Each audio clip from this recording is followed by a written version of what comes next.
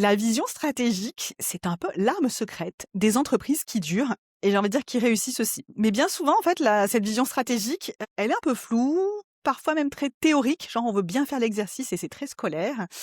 Et le plus souvent aussi, quand elle est faite, bah, ça finit au fond d'un tiroir ou d'un dossier et ça, c'est quand on l'a fait. Et pour parler de cette vision stratégique, celle qui chapeaute un petit peu, ben, toutes les décisions qu'on doit prendre ou qui devrait en tout cas chapeauter toutes les décisions qu'on prend dans une entreprise, j'ai le plaisir de recevoir Sabrina Touabé, qui est consultante en stratégie et fondatrice de StratégUp. Bonjour Sabrina et ravie que tu sois là pour parler de ce sujet crucial avec nous. Bonjour Laurie, bonjour à tous. Je suis ravie aussi d'être avec vous et merci infiniment pour l'invitation. Sabrina, aujourd'hui, la mission, parce que toi tu interviens quand même sur beaucoup de domaines de l'entreprise, donc je pense que tu vois l'impact d'avoir une vraie bonne vision stratégique. Ça va être de voir ensemble comment on en construit une, mais qui va être claire, lisible et qui va pas forcément être, tu sais, l'exercice qu'on fait parce qu'on doit le faire, mais qui est vraiment aussi cette dimension actionnable. Parce que quand on est dirigeant, quand on a une entreprise, des équipes, on veut bien faire, hein, souvent. On se dit: «OK, ça c'est le passage obligé», mais on a quand même vu, pas mal de fois où ça restait très, très flou, très théorique et où finalement ça ressemblait assez peu à la réalité de l'entreprise. Donc ça, j'aimerais bien qu'on puisse le voir ensemble. Du coup, écoute, on va rentrer dans le vif du sujet. Ma première question, pourquoi c'est si important d'avoir une vision stratégique pour son entreprise? Pourquoi? Alors, c'est marrant parce qu'on enregistre cet épisode au lendemain, de l'émission Qui veut être mon associé, que j'ai regardé hier soir Excellent. et au cours de plusieurs deals, les questions des investisseurs, donc au-delà effectivement des questions d'ordre financier, c'était: «Qui définit votre stratégie? Qui pilote votre stratégie?» Quand c'était justement, comme tu l'as évoqué, trop flou, les remarques c'était: «Mais on a l'impression qu'il y a personne qui pilote l'avion». Donc un des fondamentaux de l'entreprise, et j'ai envie de dire peut-être même avant les chiffres, c'est le cap qu'on se fixe, la stratégie. La stratégie, c'est un ensemble de décisions, de priorisation qui vont rendre cet objectif atteignable. La stratégie, c'est aussi les décisions et priorisations qui vont nous permettre de construire un plan d'action qu'on va rendre opérationnel et déployable sur le terrain. Et c'est ce qui fait justement qu'on évite d'avoir une stratégie soit qui est floue, soit qui est claire sur un beau PowerPoint ou un beau support, mais qui est pas réaliste sur le terrain. Donc Donc, si cette vision stratégique, c'est vraiment celle qui va venir donner la direction en fait. c'est les Heu, murs porteurs. voilà, c'est vers où je veux aller, ça va être ta direction et derrière, ça va venir impacter les autres décisions les décisions que tu vas prendre, les choix que tu vas faire surtout pour ton entreprise. Exactement. Et tout à l'heure, tu disais, effectivement, j'interviens sur des domaines qui sont, larges, même s'il y en a beaucoup sur lesquels je n'interviens pas et sur lesquels je n'ai pas, Non, mais tu as une de vision compétences. transverse quand même. Mais une vision transverse parce que, on l'avait déjà un petit peu évoqué ensemble, l'entreprise, elle doit être vue comme un écosystème composé de rouages et chaque rouage compose une fonction, de l'entreprise et à partir du moment où il est bien huilé, c'est-à-dire bien outillé et ils sont bien imbriqués les uns dans les autres, on arrive à faire avancer la machine pour qu'elle aille vers la direction qu'on lui a donnée. Et c'est vrai qu'à un moment, ma conviction, profonde, c'est un dirigeant doit forcément appuyer sur pause, soit il l'a fait au démarrage d'activité, mais ça se réévalue régulièrement, soit à un moment T, si on ne l'a jamais travaillé, c'est appuyer sur pause et fixer ce fameux cap, travailler cette fameuse stratégie lisible, claire et actionnable sur le terrain. Et je C'est pense que le côté actionnable, indispensable. c'est vraiment important de le souligner, parce que, avoir une vision pour son entreprise, c'est pas juste un vœu. C'est que derrière, on doit pouvoir l'implémenter avec des choix, avec Complètement. des décisions et tu le disais aussi très bien, ça va venir impacter tous les domaines de l'entreprise. Moi, je suis plutôt en marketing, donc je sais à quel point c'est important, et d'ailleurs, quand un client je travaille sur un plan d'action ou une stratégie marketing, je lui demande toujours: C'est quoi votre vision pour votre entreprise? Où est-ce que vous voulez aller?» Parce que sinon ça va pas être la même, en fait. On est bien d'accord. Ouais. Et c'est Et pareil que ce soit pour les recrutements, que ce soit pour la partie, finance, c'est de sorte que derrière tout puisse être bien aligné, on est d'accord? Ce que tu disais avec les rouages justement, j'ai bien aimé c'est ça. C'est ce que j'allais l'exemple. te dire et c'est là où la notion d'écosystème d'une entreprise, en fait, prend tout son sens et la seule façon, du coup, de faire bien cohabiter toutes ces fonctions et faire la machine dans le bon sens, c'est d'avoir une vision claire, définie et partagée et pour qu'elle soit actionnable, il faut qu'elle soit partagée. Et du coup, on parle souvent du coup, il y a la vision stratégique, qui est, la direction, c'est là où on veut être et quelle différence tu fais, avec, tu sais, souvent on dit: «Ah il y a mission, vision, valeur». Quelle différence tu fais et comment ça fonctionne ensemble? La stratégie d'entreprise, à mon sens, pour qu'elle soit, pérenne et qu'elle soit, efficace, elle doit forcément être liée aux valeurs du dirigeant. Les valeurs du dirigeant, c'est ce qu'on accepte ou ce qu'on n'accepte pas. C'est, ce qu'on défend, nos engagements, ce qu'on porte. Ça, on ne peut pas construire une stratégie d'entreprise si on la construit sur des valeurs qui sont biaisées ou qui ne sont pas les nôtres. Oui, Donc, qui sont à mon empruntées, sens, qui les valeurs qui font bien d'avoir, voilà, mais pour lesquels on n'a aucune conviction ou qui ne nous correspondent pas. Ça n'a qui pas de sont pas dans sens. notre top 5 peut-être parce qu'avoir 15 valeurs, c'est pas non plus Non, en règle générale, voilà, 3 valeurs, c'est déjà bien et puis il faut pouvoir construire autour de ça aussi et s'y tenir, surtout. exactement. Donc effectivement, pour moi, sur les 3 piliers que tu mentionnes, les valeurs, c'est les fondamentaux. C'est ce qu'on accepte ou pas, de faire, de mener, de signer. Ça va avoir on le voit après de manière pratico-pratique, ça va se traduire jusqu'à: est-ce que je veux recruter cette personne? Est-ce que je veux signer ce client? Est-ce que je veux sortir cette offre? Ça, c'est la traduction, de manière très opérationnelle de valeurs qui sont beaucoup plus hautes. Ensuite, il y a la question effectivement de mission. Mission, je donne à mon entreprise. Quelle raison d'être? C'est quelle raison d'être? Qu'est-ce que je veux C'est lié accomplir? forcément c'est lié forcément aux valeurs, mais c'est aussi lié à la vision business que je porte. La vision, tu l'as dit tout à l'heure, c'est où est-ce que je veux emmener mon entreprise et potentiellement mes équipes. Qu'est-ce que qu'est-ce que je veux, comment je veux m'inscrire en tant qu'acteur sur mon marché. Qui je veux être? Et donc et donc là, c'est la mission que je me donne. Et c'est ces valeurs-là, traduites par les missions, la mission de l'entreprise, qui vont nous aider à construire une vision, heu, qui va nous mener à une stratégie d'entreprise rentable, efficace, viable et actionnable. Donc oui, tu fais bien de soulever la question, c'est parce que la mission et les valeurs, elles sont fondamentales aussi dans une stratégie d'entreprise. Si je t'écoute d'avoir déjà, clarifié cette partie quand on clarifie cette partie-là, ça permet aussi de prendre des décisions qui sont plus simples parce qu'on va se dire: «OK, est-ce que ça colle avec, notre vision? Est-ce que ça colle avec nos valeurs?» Et finalement, il y a pas ça limite les tergiversations, ouais. Ça limite les tergiversations, c'est un excellent outil d'arbitrage. Exactement. Heu, je pense, que ça t'est déjà arrivé, mais en tout cas moi, il m'est déjà arrivé, et je l'ai fait une fois, de mettre fin à une collaboration client. C'est Ça, un mais oui, choix, pour, c'est un choix stratégique, c'est parfois un choix risqué parce qu'on voilà, comment dire? On oui, on sait qu'on va renonce, perdre, oui, oui, on voilà, renonce à on une partie renonce de à une chiffre partie d'affaires. de chiffre d'affaires, mais à un moment, c'est aussi OK, on a défini nos valeurs, mais encore une fois, tu vois, c'est comme pour la stratégie, les valeurs, elles doivent pas rester, sur un mood board. Elles doivent prendre vie dans toutes les décisions qu'on prend. Et quand nos valeurs sont claires, ça facilite de facto la prise de décision derrière. On sait où sont nos limites. Bah moi, par exemple, ce type de client, je sais qu'ils ne font pas partie de ma cible et que je ne veux pas travailler avec eux. Ou alors, ce type de marché, moi, il correspond pas à mes valeurs. Je veux dire, si tu prônes l'écologie dans toutes tes communications, dans ta marque entreprise et que tu vas travailler, je sais pas moi, pour un pétrolier ou pour il y a un non-sens et tu te perds dans tes valeurs et en même temps, bah, tu dilues ton message et après il y a plein Oui, puis d'autres ça crée de conséquences l'incohérence, derrière. hein, c'est incohérent et Clairement. ça crée une dissonance après dans ta communication si ça se sait et que vraiment tu prends la parole dessus, on est d'accord. Donc ça facilite, oui, clairement la prise de décision.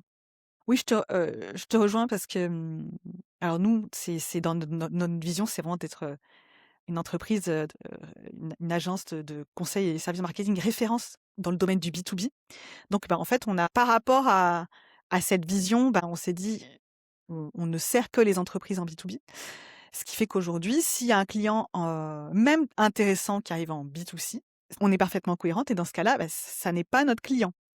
Donc ça nécessite enfin ça implique après de faire des choix où tu vas renoncer, mais c'est toujours pour une raison de cohérence, pour venir, rester focus sur ta vision stratégique ou alors c'est qu'à un moment donné et on a aussi le droit, bah, de réviser notre vision pour se dire: «OK, en fait, aujourd'hui, ça ne me convient plus, donc bah, on va la revoir», mais c'est toujours pareil dans ce cas-là, j'imagine que le process, c'est que tu la retravailles et tu la repartages. Exactement, et ce que tu soulèves, c'est au-delà du fait de rester effectivement, heu, aligné par rapport à la vision qu'on a travaillée au départ, le fait de dire: «Bah, nous, on adresse que le marché B2B», demain, voilà, si en tout cas pour un client ou un auditeur qui se reconnaîtrait, le fait de dire: «On adresse que ce marché-là», derrière les équipes, elles sont plus à même aussi d'avoir de l'autonomie dans la gestion de projet, dans les relations commerciales. C'est gain de temps pour tout le monde. Gain de temps et gain de OK. clarté pour tout le monde. Mais j'espère, tu vois, que ça arrivera à convaincre les personnes qui nous écoutent à vraiment travailler ou retravailler sur cette vision pour être sûr que, chaque élément est identifié et clarifié. Ce qui m'emmène à ma prochaine question ultra pratico-pratique. Comment justement si ben, voilà, pour les personnes qui nous écoutent, elles se disent: «J'ai envie effectivement de travailler sur ma vision stratégique, de la clarifier, et d'être sûre que, je puisse ensuite la transmettre correctement au reste de mes équipes». Heu et dans les actions que je vais me que qu'on va pouvoir mettre en place. C'est quoi le plan d'action? Comment je fais? Alors le plan d'action, je vais essayer de partager, une méthode, on va dire, généraliste, hein, parce que parfois ça peut aussi un petit peu s'adapter, mais généraliste. La première étape, c'est de faire une photographie de son entreprise aujourd'hui. C'est de savoir où est-ce qu'on se situe, sur le marché, ce qu'on fait et qui convient et qui est conforme, encore une fois, à nos valeurs, à la mission qu'on a envie d'insuffler C'est à peut-être notre aussi de entreprise. travailler sur ses valeurs si on l'a pas encore fait.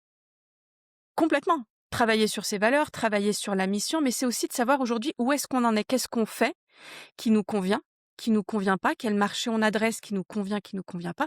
La question de la rentabilité, les chiffres, c'est important. Qu'est-ce qu'on fait aujourd'hui qui est rentable et finalement qui ne l'est pas? Est-ce que au niveau de nos équipes, on a des équipes qui avancent en bonne intelligence, où on a beaucoup de turnover? C'est vraiment de faire une photographie situationnelle de l'entreprise, et effectivement, ça peut aller jusqu'à un travail, d'introspection lié aux dirigeants ou aux codires, parce qu'on Oui. n'en a pas parlé, mais la vision d'entreprise quand on a, plusieurs dirigeants, Oui c'est ou un même des travail encore associés parce que parfois, des associés, oui, un peu voilà, plus il peut y avoir complexe. plusieurs personnes impliquées. Oui, c'est pas toujours plus simple. Les valeurs peuvent être différentes d'une personne à une autre, et comment est-ce qu'on arrive à définir des valeurs communes pour une mission commune et pour une vision partagée? C'est encore un petit peu plus complexe, mais c'est déjà de faire une photographie situationnelle et de se Donc comme un poser la diagnostic, question quoi. On se fait comme un diagnostic. un diagnostic, Donc d'aller diagnostic, il y a chercher la notion effectivement il y a quand même la notion d'avoir un oui, j'allais te une opinion dessus, puisque tu vas quand même donner une analyse, tu fais une une analyse, analyse. voilà, donc toi tu dis: «OK, on va passer en revue, on fait un état des lieux de Mmh. la situation et après on voit ce qui marche pas».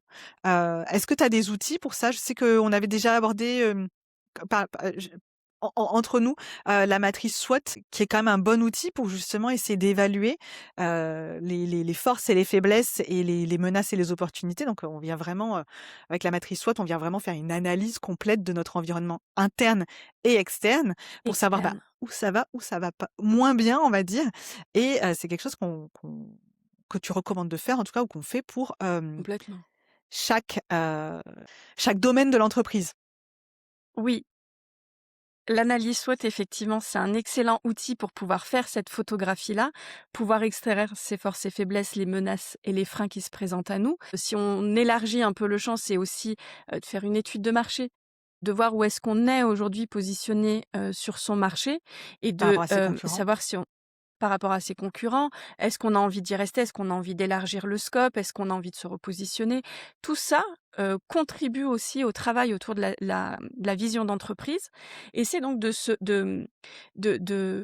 faire cette photographie-là de manière objective. Alors, je vais peut-être prêcher pour ma paroisse, mais effectivement de le faire avec une personne externe et là, vous avez plein de professionnels qui peuvent vous accompagner sur la stratégie d'entreprise, mais c'est une façon de le faire en ayant une vue sur ces angles morts, en ayant la capacité de le faire de manière très objective, parce qu'on est rarement très objectif vis-à-vis de Oui, c'est soi-même ou demander vis-à-vis de une personne tierce qui va avoir la neutralité et l'indépendance, voilà, à mon qui est sens, moins c'est ce qui vient émotionnellement aussi impliquée aussi.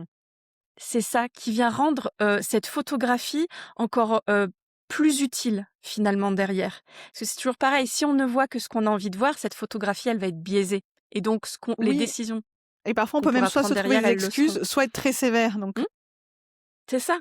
Donc c'est vrai que de le faire avec quelqu'un d'extérieur, c'est quand même, un très bon point. Ensuite, une fois qu'on a fait cette photographie, qu'on part, d'un point A, c'est de se dire comment est-ce qu'on peut traduire cette stratégie, tu l'as dit, l'idée, c'est pas qu'elle reste floue, en décision, de manière concrète. Ça va se traduire, par exemple, au niveau, des clients. Quel est le marché qu'on a envie de continuer à adresser ou pas? Quels sont les clients avec lesquels on a envie de travailler ou pas? Est-ce que les valeurs rentrent en compte dans le choix des clients? On va faire la même chose, par exemple, pour son offre. Est-ce que pour le l'offre produit, telle ouais. qu'on la propose voilà, le produit, est-ce que l'offre telle qu'on la propose aujourd'hui, elle est toujours, en cohérence avec, notre vision ou pas? Ça peut être aussi, pour que la stratégie, encore une fois, soit réaliste, c'est quelles sont les ressources. Quand on a fait notre photographie, on a identifié les ressources qu'on a. Vouloir adresser, par exemple, un marché premium en ayant la capacité en interne de délivrer une expérience client ou des services, heu, d'entrée de gamme, ça ne matchera pas et la stratégie, la vision qu'on aura définie ne fonctionnera pas. Elle sera pas viable et elle sera pas rentable. Donc si je Donc c'est t'écoute, aussi on essaye d'analyser d'évaluer les gaps, les les visibles et invisibles et oui, les ce qui le parcours à faire pour pouvoir, justement à combler en fait même, pour pouvoir, réaliser et être aligné avec cette vision. Comme tu disais, bah, c'est effectivement, ça. si on a une expérience client qui est, entrée de gamme et que demain on veut viser le haut de gamme, bah, qu'est-ce qu'on doit mettre en place? De quoi on a besoin pour pouvoir, monter en gamme justement, cette expérience client? Donc on essaye de voir où est-ce qu'on doit, où est-ce qu'il y a du travail à faire, hein, globalement Où est-ce qu'il y a ou du ça peut être travail à sur un faire? Où produit, est-ce ça qu'il y peut a être des quelles sont les fonctionnalités qu'on doit développer, ou voilà, quand on parlait de produits, d'offres, ça peut être une offre physique, une offre service, ça peut être aussi une offre produit. deuxième étape, on essaye de traduire cette stratégie, cette vision en en en Objectif. en décision, concrète, Oui. c'est-à-dire, qu'est-ce que je dois optimiser? Qu'est-ce que je dois améliorer? Quel client j'ai envie de garder? Et cetera. Ensuite, on va la rendre cohérente, cette stratégie. Tu l'as dit, à plusieurs reprises, c'est, tant qu'elle n'est pas partagée, elle peut pas être actionnable. Ça reste un vœu pieux, ça reste une vision, mais elle n'est pas actionnable et le conseil que je donnerais, c'est quand on travaille sa stratégie d'entreprise, c'est d'associer le plus tôt possible les parties prenantes à cette stratégie, Ah bah, sans j'allais te dire poser la d'associer tout question. le monde. Qui est-ce qu'on doit impliquer dans la vision stratégique? Toutes les composantes essentielles d'une entreprise, après tout dépend de la taille, mais la direction financière, la direction, par exemple la DSI, la direction des services informatiques, la direction commerciale, direction marketing, la direction juridique, administrative, toutes les parties prenantes et je rappelle encore, on est dans un écosystème, une entreprise c'est un écosystème et notre stratégie, elle ne peut être viable que si elle prend en compte tous les éléments, fonctionnels ou toutes les personnes de l'entreprise, mais aussi si elle les, associe. Tant qu'elles ne sont pas associées, elles ne pourront pas répliquer et donner vie à la stratégie sur le terrain. Elles doivent la comprendre, elles doivent comprendre la vision du dirigeant et la vision en tant que telle, c'est un cap, c'est savoir où on va. Pourquoi est-ce qu'on a envie d'y aller? Mais derrière, il faut pouvoir, la traduire en décision, associer les parties prenantes pour qu'elles soient cohérentes sur le terrain. Et la traduire ensuite en action Et ce qui me ramène à une autre question aussi, c'est que, bah, aujourd'hui, on veut que tout aille très vite, hein, et on voit beaucoup d'entreprises, je pense que toi aussi, changer de stratégie toutes les 2 minutes. En fait, je vois même des entreprises qui ne font que de la stratégie, c'est-à-dire qu'elles ne passent jamais à l'action ou très peu. Heu, il faut quand même aussi, à un moment donné, laisser sa chance à une stratégie pour voir si elle fonctionne. Parce qu'on peut avoir alors, on peut avoir la vision et se dire qu'on va mettre en place des actions, tu vois? Des objectifs et des actions et des objectifs. Il va y a quand même y avoir potentiellement des ajustements à faire. Et Mmh, une et vision je suis bien stratégique, d'accord. alors d'expérience pour nous comme pour nos clients, c'est quelque chose sur lequel on se repose tous les 3 à 5 ans. Et toi, qu'est-ce que tu en penses? Est-ce que c'est quelque chose qui te semble trop court? Est-ce que c'est quelque chose qui te semble au contraire, un peu long? Parce que je te parle avec mon expérience, mais je ne prétends pas être la norme des entreprises. Non, avant, on va dire avant Covid, une entreprise, effectivement, elle pouvait se projeter sur 3 à 5 ans. Et quand tu regardes tous les grands cabinets de conseil qui travaillent des stratégies d'entreprise, on est effectivement sur un laps de temps de 3 à 5 ans. On tend plutôt à 3 ans, hein, aujourd'hui. Je suis d'accord avec toi. De voilà. Depuis Covid et même depuis ces dernières années, j'ai envie de dire peut-être depuis, 2 ans, globalement, 2-3 ans, se projeter, et quand je dis se projeter, c'est financièrement, juridiquement, sur son secteur d'activité. Si tu arrives à le faire sur 24 mois, c'est déjà énorme. On a un contexte, politique, géopolitique, économique, financier qui n'offre plus, en fait, cette visibilité à 3 ans. Là, aujourd'hui, on est en janvier 2026. Est-ce qu'on arrive à se projeter à, 2030?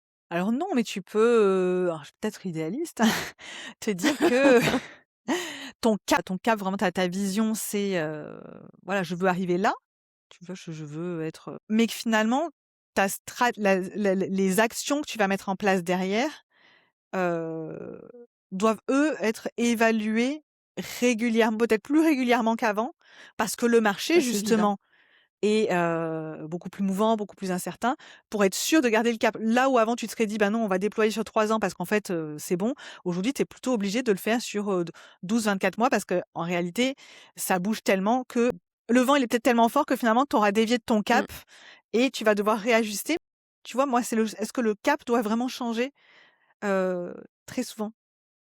Alors très souvent, non. Si tu regardes à, d'enquêtement, on reprend l'exemple de à 2030. Est-ce que le cap que je me fixe aujourd'hui, on est d'accord depuis Faut le depuis ce qu'on a réévaluer, vu je suis tout à l'heure, d'accord. c'est le cap qui définit les décisions qu'on prend, les priorisations et in fine les actions qu'on met en place. Si le cap qu'on définit à 4 ans est, alors peut-être idéalisé, ambitieux, peut-être pas suffisamment ambitieux, mais parce qu'aujourd'hui, la vision, heu qu'on a, 2030, ça nous paraît trop loin. On ne sait pas Hyper loin. politiquement si notre business model tel qu'il est aujourd'hui, il sera encore viable. Tu vois, je prends par exemple un secteur, pour le coup dans lequel je suis partiellement, qui est celui de la formation. Aujourd'hui, tu as énormément d'entreprises, des milliers, des millions d'entreprises qui n'ont aucune visibilité à M+12, qui ne savent pas si leur entreprise, elle va pouvoir tenir à dans un an. Donc, elles doivent imaginer une vision stratégique ou un cap stratégique plus court-termiste. Ça ne veut pas dire qu'elles n'envisagent pas d'emmener leur entreprise à 10 ans, à 15 ans, à 20 ans.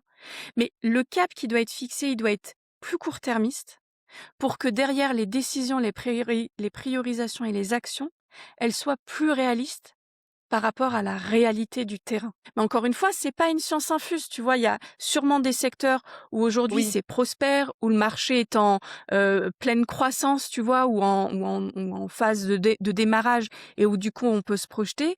Tu as d'autres marchés qui sont en dépréciation et où là, c'est très compliqué de se projeter à 4 ans. Oui, je suis d'accord avec toi, mais bon, globalement, c'est quand même une tendance.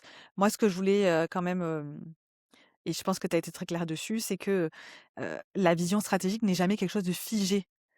c'est quelque chose qu'il faut sur lesquels alors régulièrement, moi je pense qu'effectivement tous les 2-3 mois ou tous les 6 mois, c'est beaucoup trop court, mais au moins, tous les ans ou tous les 2 ans, faut quand même réévaluer en se disant: «Est-ce qu'on est toujours dans la bonne direction? Est-ce que c'est toujours ça par rapport à l'état du marché, par rapport à» ce qui devrait pas changer en revanche, c'est les valeurs. Elles Non, peuvent évoluer, mais bon, radicalement, ça me paraît compliqué. pas radicalement, mais on peut évoluer effectivement. Et on prenait l'exemple tout à l'heure de la sensibilité à l'environnement. On peut ne pas l'avoir été, et Et puis à un devenir. moment, pour X raisons, on le devient et on décide de l'intégrer dans les valeurs de l'entreprise. Tu vois, ça Exactement. peut être ça. Pas radicalement, mais en revanche, je te rejoins complètement sur le fait qu'une stratégie n'est jamais figée et elle ne doit surtout pas être figée parce que les comportements d'achat évoluent, le contexte évolue et qu'on doit s'y adapter, faire preuve d'agilité. Et c'est là finalement où on arrive à garder son cap. De toute façon, c'est toujours pareil. On prend l'image d'un bateau, d'une barque qui vise un phare. S'il y a du vent qui arrive, qui le bouscule, il va falloir qu'il ajuste sa trajectoire toujours pour rejoindre le phare. Donc, une entreprise, c'est pareil. Il y a des éléments qui vont venir la faire tanguer parfois, que ce soit des éléments internes ou externes. Bah, c'est comment je réajuste le cap pour garder mon chemin bien tracé et sécurisé. OK, ça me paraît clair du coup. Si je dois récapituler, quand on clarifie sa vision stratégique, ça va vraiment être de répondre à la question: «Où est-ce qu'on veut aller?» donc finalement, les réponses, elles vont pas être très, très longues en règle générale, hein, normalement, ça doit pouvoir se dire, pour pouvoir être partagé et compris, ça doit pouvoir se dire de manière assez concise, ce qui est pas toujours très simple. Mais moi, j'encourage vraiment à avoir les messages passent mieux quand ils sont courts, quitte à ce que derrière, il y a une petite, tu vois, un petit paragraphe d'explication. Mais ça va dire où est-ce qu'on va, qui on veut être et quelles sont nos valeurs. Ça me paraît être comme tu disais, le socle indispensable à partager pour que tout le monde soit d'accord. Et une fois que ça, c'est clair, c'est, quelles sont les décisions qu'on prend pour pouvoir, atteindre, voilà, c'est ce cap et quelles sont les actions qu'on met en place pour pouvoir atteindre les objectifs et pouvoir ensuite Tu as les très bien réévaluer. résumé. Et pouvoir Tu as ensuite se très poser bien dessus résumé. et évaluer, parce que et ça c'est une chose aussi, c'est que cette vision, si elle est portée par un seul dirigeant ou même parfois par des associés aussi, même si tout va bien, eh ben, on a le droit de changer d'avis aussi. Tu fais bien de le rappeler. Parce que voilà, c'est la vie qui veut ça, on est des êtres humains, parfois on change d'avis ou nos envies évoluent et alors là on entre dans une autre dimension, c'est, qu'est-ce qu'on cherche à accomplir soi-même en tant que dirigeant quand on a une entreprise, mais c'est un vrai Et sujet c'est important. et c'est super important. C'est super important. Mais, je pense qu'on peut aussi avoir un instant T, une vision de son entreprise, une vision stratégique et se dire: «Je veux l'emmener là, à cet endroit-là» et puis à un moment donné, en fait, on se rend compte que tout ce qu'on met en place et ben, en réalité, ça nous convient pas. C'est pas on a changé d'avis, notre parcours de vie a changé, c'est plus forcément là où on veut aller. Et en fait, c'est OK, on a le droit de changer de modèle, on a le droit de changer de vision stratégique, même si entre parenthèses, enfin entre guillemets, «tout va bien». Et avant de finir cet épisode, ce que j'aimerais, c'est que tu puisses nous partager, de ton expérience, si tu as pu observer, les erreurs les plus fréquentes, justement quand on cherche à définir une vision stratégique. Enfin, quand on la définit ou par rapport au sujet de la vision stratégique. Alors la 1re erreur, et ça revient à un point qu'on a plusieurs fois abordé, c'est de prendre un élément de manière isolée. C'est-à-dire de dire, de ne prendre que les chiffres, d'analyser que les chiffres Ça revient et de hyper dire, souvent. On veut faire, et de 3 dire 000 000 de chiffre d'affaires l'année prochaine. OK, alors c'est pas une déjà vision. ça c'est un objectif, voilà, c'est Oui, pas une vision, mais c'est ce mais que je dis. souvent quand on te dit, quelle est C'est quelle quoi quelle ta est ta vision? vision? OK, bah, je veux faire 3 000 000 l'année prochaine. Voilà. Ce n'est pas une vision, c'est un objectif et pour que cet objectif soit atteignable, il faut une stratégie qui est un ensemble de décisions qui rend cet objectif atteignable. Donc oui, effectivement, un des premiers points, c'est de, prendre une problématique, un sujet, un paramètre de l'entreprise de manière isolée. C'est un peu comme, sur LinkedIn, et le chiffre d'affaires. Quand on communique et qu'on a fait tant de chiffre d'affaires, ça ne nous dit absolument rien. Si, la performance commerciale. La performance commerciale, oui, effectivement. Mais au-delà, on S'il faut, tu es ne pas sait rentable du pas. tout.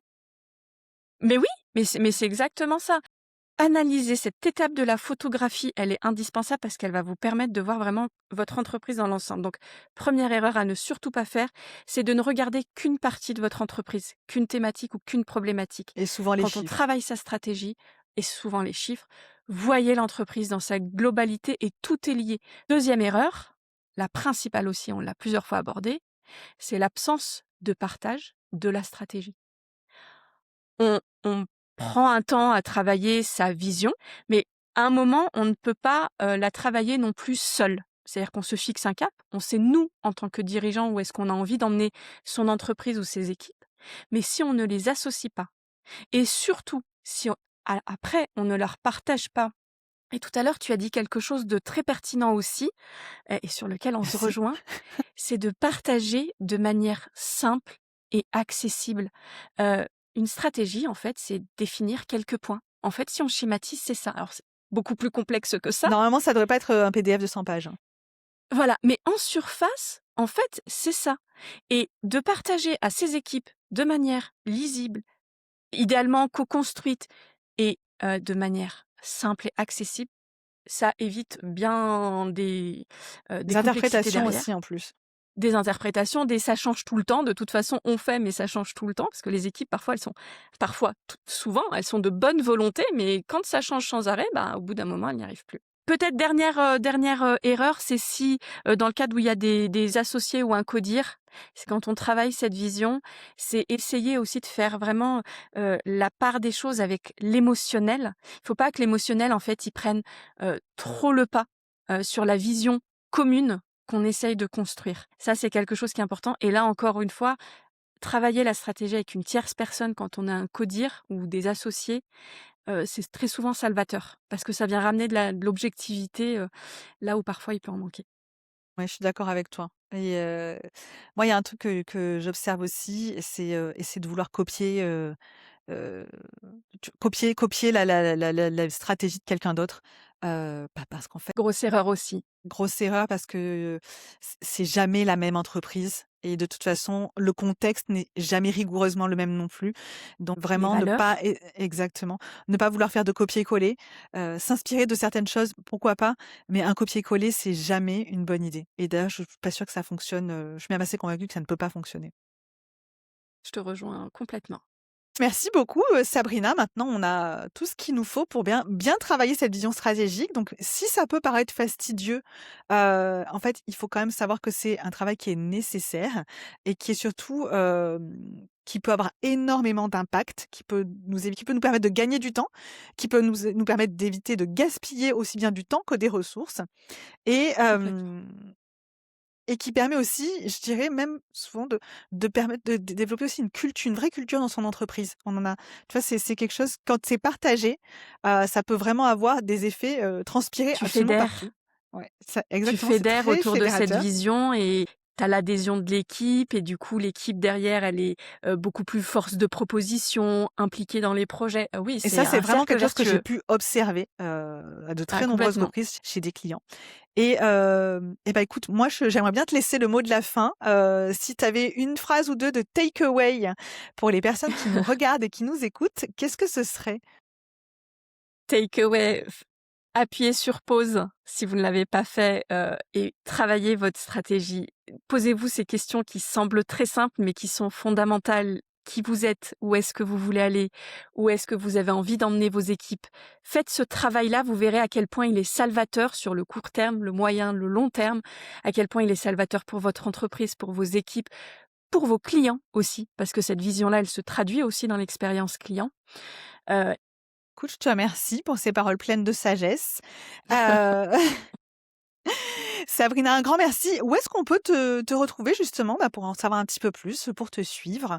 On n'a pas précisé, mais tu as également un podcast aussi, qui s'appelle Les Chroniques effectivement. Business. Donc je te laisse, présenter tout ça.